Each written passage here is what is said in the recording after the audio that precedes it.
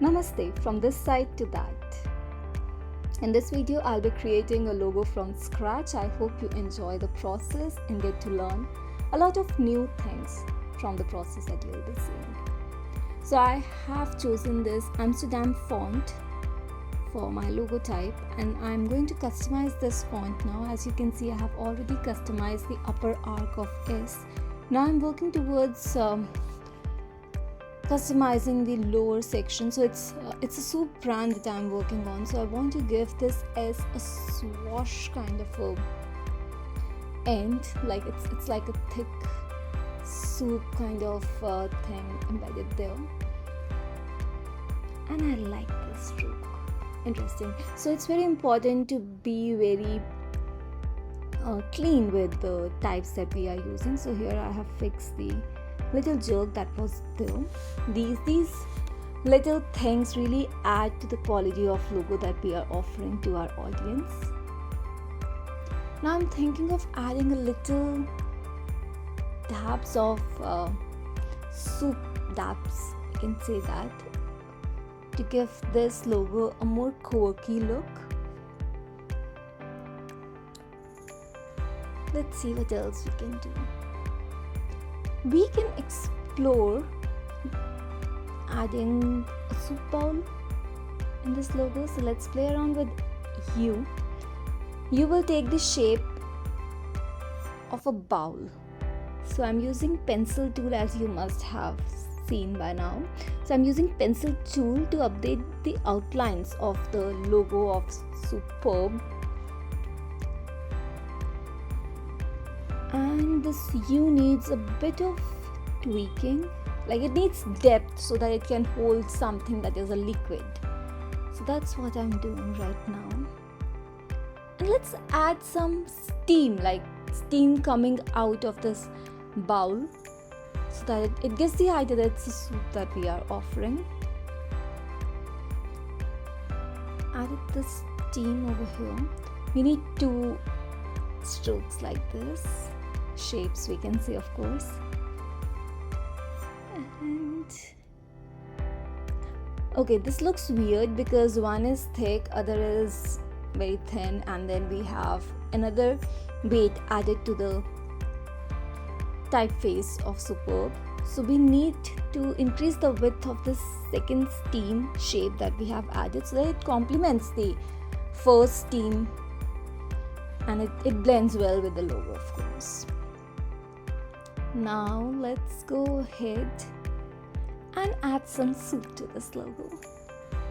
So this container needs to hold something in order for us to convey the idea that it's a container and steam is coming out. So something needs to be there for steam to come out, right?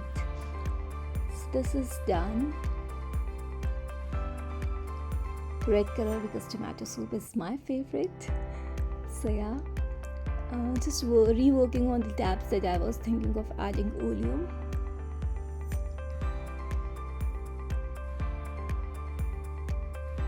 These minute details really add a lot to the logo. So usually we should be adding like one or two elements to the logo to make it interesting and stand out to the point, something that represents the brand. But in this logo, I'm playing a lot with the typeface. So I'm adding this 5th element over here.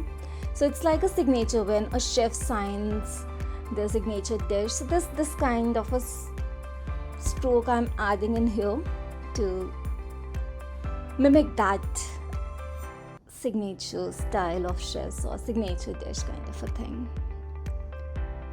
I really like how this logo is building up. And just to mention, this is a very quick take on the logo, so I am not going into a lot of nitty-gritties for this particular logo.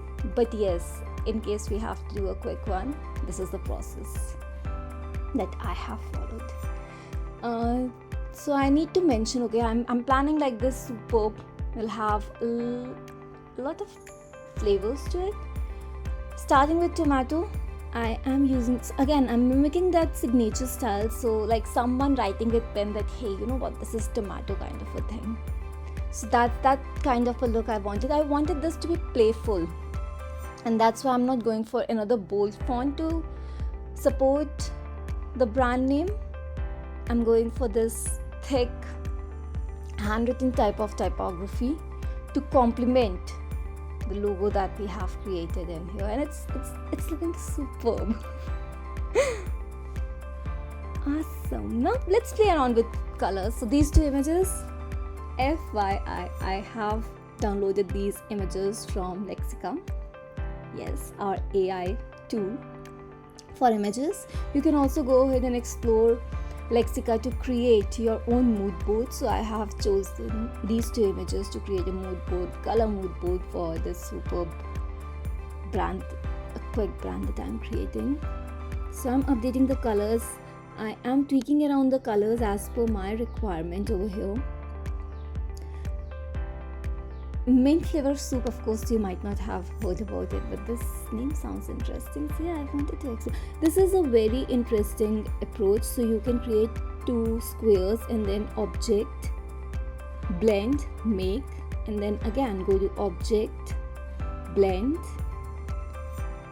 options, and here instead of smooth color, go to specified steps. Now add 5 steps, or you can add whatever number you want. So now they have created the shades for this particular color that I have added from first to last, and this is pretty awesome. I really like using this feature. I don't have to create these manually or use any other tool to do that. It's a quick way. I can get so many shade options. Now I am planning on having some tints for this one, so I'm again updating the colors for this one, and let's see what we get over here. So we can just update the first and last color because we have already added the blend effect, so it will automatically update the colors that are in between. And I'm already liking what we have created so far. It's time to play a bit more. So this is another image that Lexica has offered me. I liked it. So let's create a mask out of it first of all. So for the bowl, I'm creating the shape so that I can create a mask out of it. Command 7. So the shape that I have created on top, I have selected that and the image, and then I have pressed Command 7 to make a clipping mask out of that. This sounds interesting. So I'm designing like a promotional post or social media post for this particular brand, and this is a very catchy image.